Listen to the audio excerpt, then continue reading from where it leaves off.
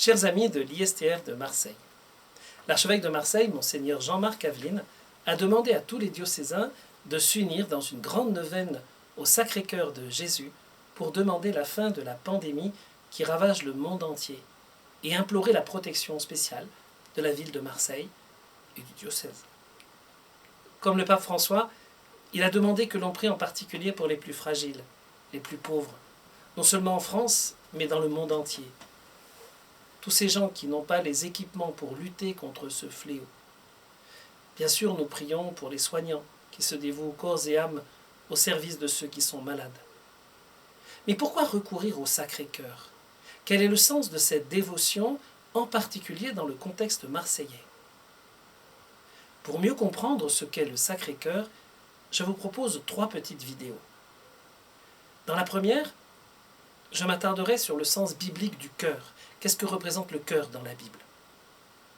Dans la deuxième vidéo, nous suivrons le développement historique du culte du Sacré-Cœur dans l'histoire de l'Église et nous nous arrêterons particulièrement sur la peste de 1720 et la consécration de Marseille au Sacré-Cœur.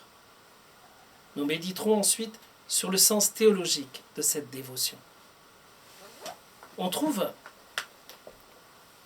cette première vidéo, donc, on trouve les premières traces de l'humanité, dès les premières traces de l'humanité, un symbolisme du cœur.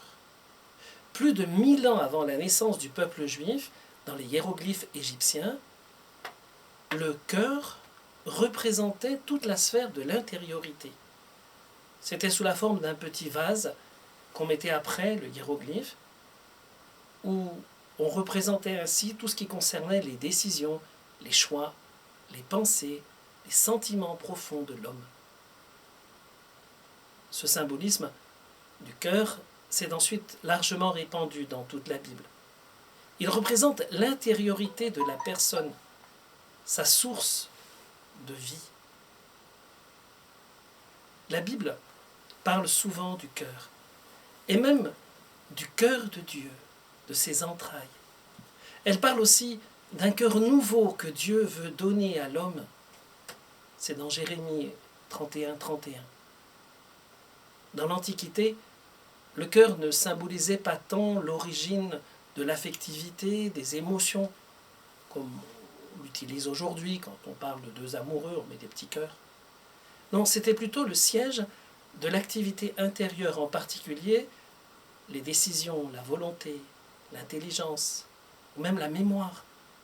Vous savez, cette mémoire du cœur qui est le cœur de la mémoire. Le mot cœur est sans doute l'un des plus complexes de toute la Bible, lorsqu'elle parle de l'homme, puisqu'il englobe toute cette intériorité. Sur le plan physique, le cœur est à la fois un vase et un muscle. Son mouvement permanent, même dans le sommeil, est indépendant de la volonté. Il assure une circulation constante du sang pour un échange vital d'oxygène emprunté au souffle, afin que tout le corps soit irrigué et nourri.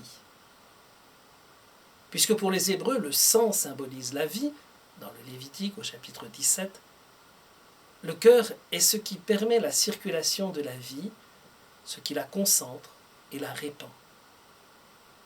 Des centaines de fois, le mot « cœur » est exclusivement employé pour l'homme. Il indique sa vie intérieure, que seul Dieu connaît vraiment. Les vues de Dieu ne sont pas comme les vues de l'homme, car l'homme regarde selon les apparences, mais le Seigneur regarde le cœur. C'est dans le premier livre de Samuel, chapitre 16, verset 7, au moment de choisir le roi David, de l'oindre roi. Dans les Proverbes, on trouve cette phrase « Garde ton cœur plus que toute autre chose, car de lui viennent les sources de la vie. » De ton cœur viennent les sources de la vie. Les psaumes ne cessent de parler du cœur de l'homme. Pensons par exemple au fameux psaume 50-51. « Ô Dieu, crée en moi un cœur pur, renouvelle au fond de moi mon esprit. » Ou bien au psaume 73. « Mon cœur et ma chair sont un cri vers le Dieu vivant. » Et surtout le psaume 26. « Écoute Seigneur, je t'appelle, pitié, réponds-moi, Mon cœur m'a redit ta parole. Cherchez ma face. C'est ta face, Seigneur, que je cherche. Ne me cache pas ton visage. On pourrait encore citer le psaume 33. Du lieu de sa demeure, le Seigneur observe tous les habitants de la terre. Lui qui forme leur cœur à chacun, il est attentif à toutes leurs actions. Ou encore, voici le magnifique psaume 139. Seigneur, tu regardes jusqu'au fond de mon cœur et tu me connais. Tu sais quand je m'assois, quand je me lève. Longtemps à l'avance, tu sais ce que je pense. Tu sais quand je marche, tu sais quand je me couche. Tu connais toutes mes actions. Pour finir, rappelons le psaume 130. Seigneur, je n'ai pas le cœur fier, ni le regard ambitieux.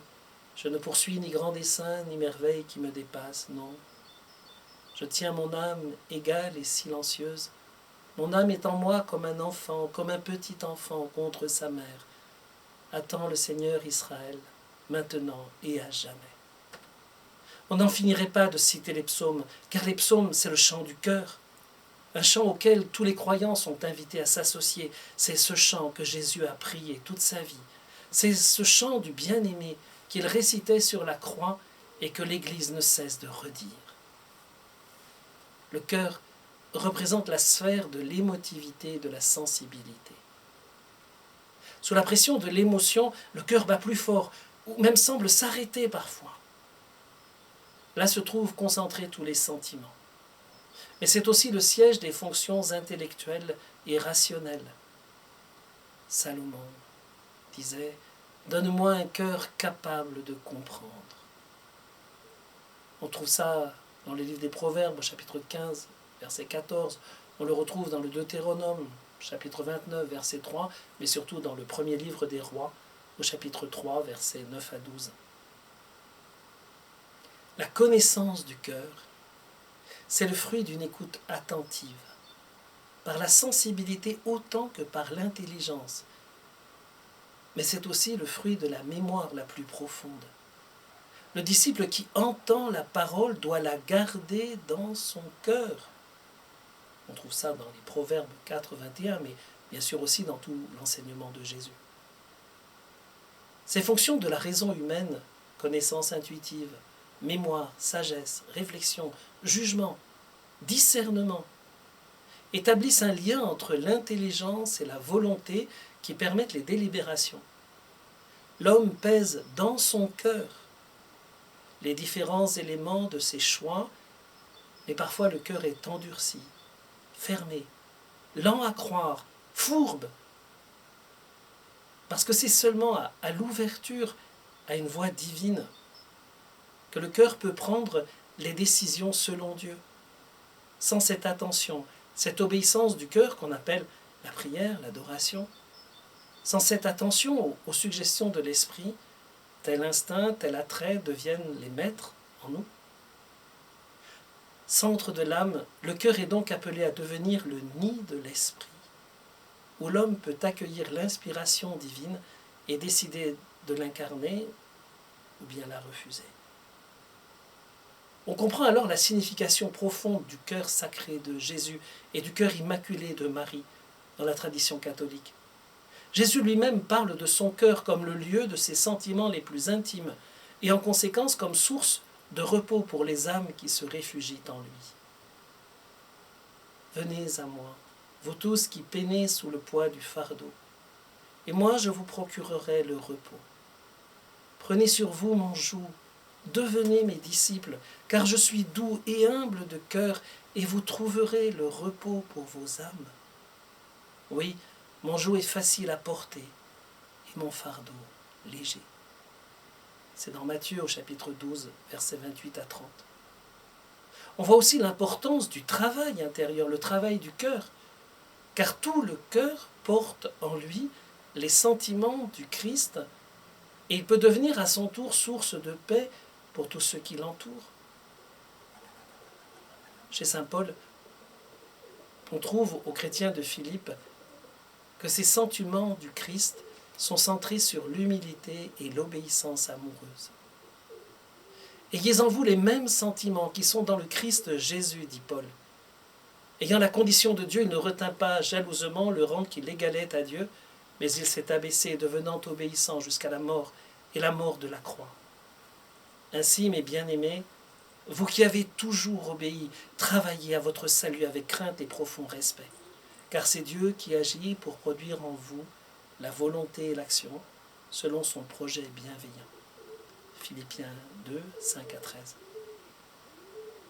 Dans sa lettre aux Romains, saint Paul évoque volontiers l'action de l'Esprit dans le cœur de ceux qui s'ouvrent au rayonnement de l'Esprit. L'amour de Dieu a été répandu dans nos cœurs par l'Esprit Saint qui nous a été donné. C'est dans Romains 5, 5. L'Esprit Saint vient au secours de notre faiblesse, car nous ne savons pas prier comme il faut.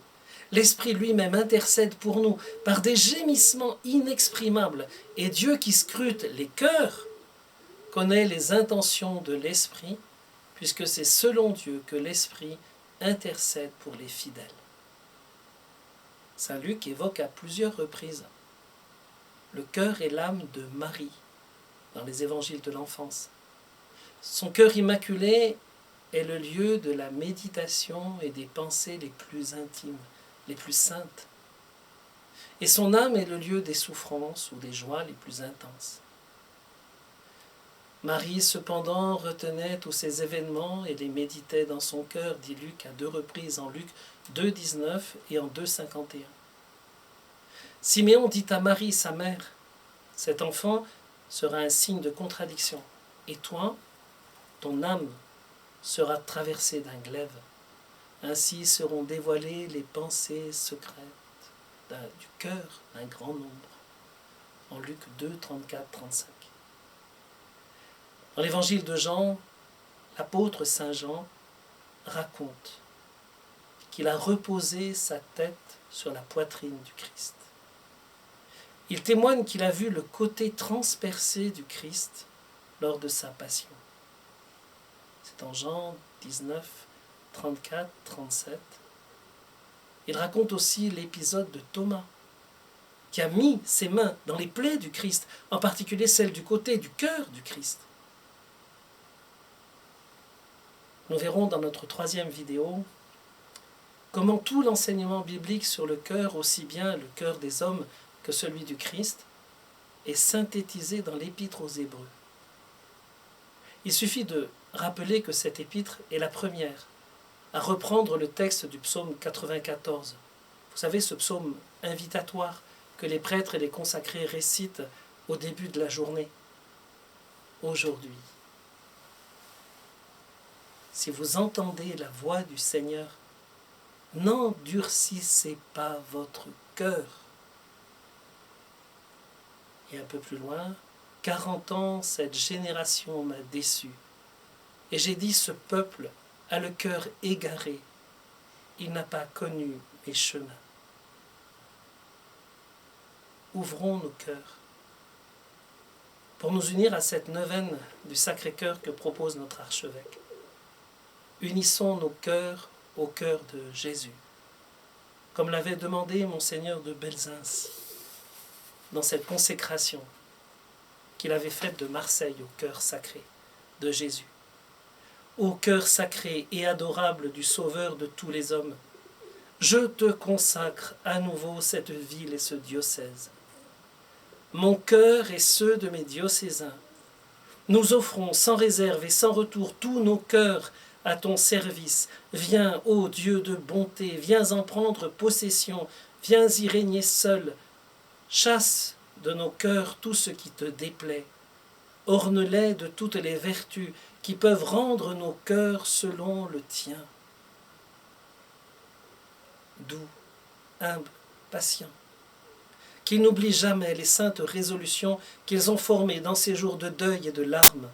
Fortifie leur faiblesse, sois leur guide, leur consolateur, leur défenseur, que rien ne soit jamais capable de les séparer de toi pendant la vie et surtout au moment de la mort, qu'ils ne vivent plus que pour toi, afin que nous t'aimions, que nous te bénissions pendant toute l'éternité. Amen. Cœur sacré de Jésus, j'ai confiance en toi. À bientôt pour les 2 autres vidéos.